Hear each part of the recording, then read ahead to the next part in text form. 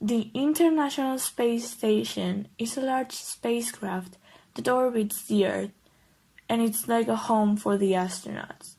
It's also a lab where many countries work together to use it. The space station's orbit is 250 miles above the Earth. NASA uses the station to learn about living and working in space, and this helps NASA to explore the space. How old is the ISS?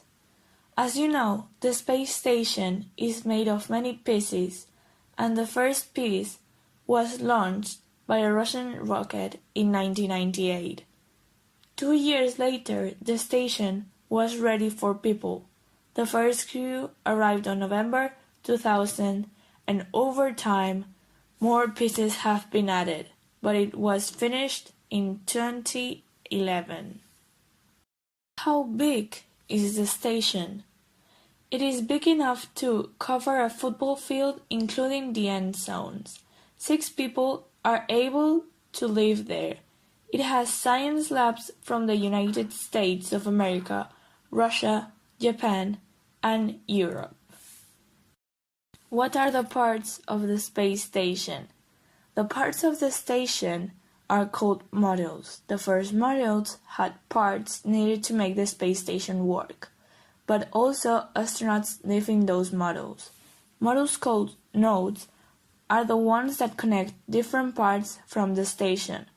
On the sides, there are solar panels that collect all the energy that comes from the sun, because they turn the sunlight into energy. Why is the space station important?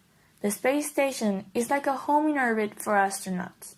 In the space station's labs, they do their research that maybe it couldn't be done if they were in Earth. Scientists study what happens to people when they live in space. NASA has a plan to send humans deeper into space than ever before. NASA will use lessons from the space station to get astronauts ready for the journey ahead. NASA has learned how to keep a spacecraft working for a long time because they think that it will be a very important lesson in the future. Records in space.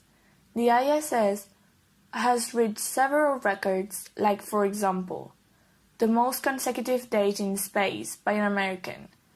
This was reached by Scott Kelly. He spent 340 days in space taking part in a 1-year mission to the International Space Station in 2015-2016. NASA has expressed more interest in long-duration missions than in short ones, although any long-duration mission has been announced yet. A single spaceflight by a woman. Peggy Winston is an American woman that spent 289 days during 2016-2017 in a mission in the space. Biggest space meeting, 13 people during a NASA mission aboard Endeavour in 2009. Where is the ISS? The International Space Station flies 500 kilometers high at speeds at 28,800 kilometers per hour. It only takes 90 minutes for the weightless laboratory to make a complete circuit of the Earth. Astronauts working and living on the space station experiences 16 sunrises and sunsets every single day. Astronauts. Alan B. Shepard Jr. In addition to being an astronaut and one of the Mercury 7, Shepard was also the first American man to go into space. In 1959, he was selected to be the first to go up on May 5th of 1961.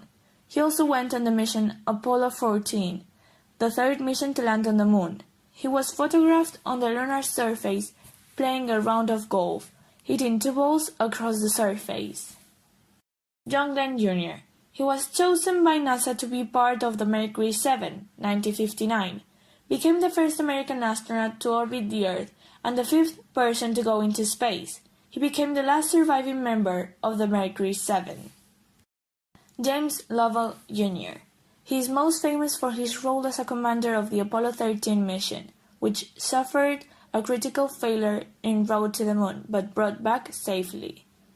Lovell is one of 24 people to have flown to the moon, the first of only 3 people to fly to the moon twice, and the first person to fly in space 4 times. Chris Hatfield.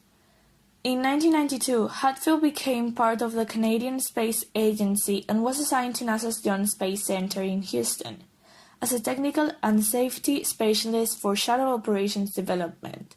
He participated in 2 space missions. These missions involved rendezvousing Mir and the ISS.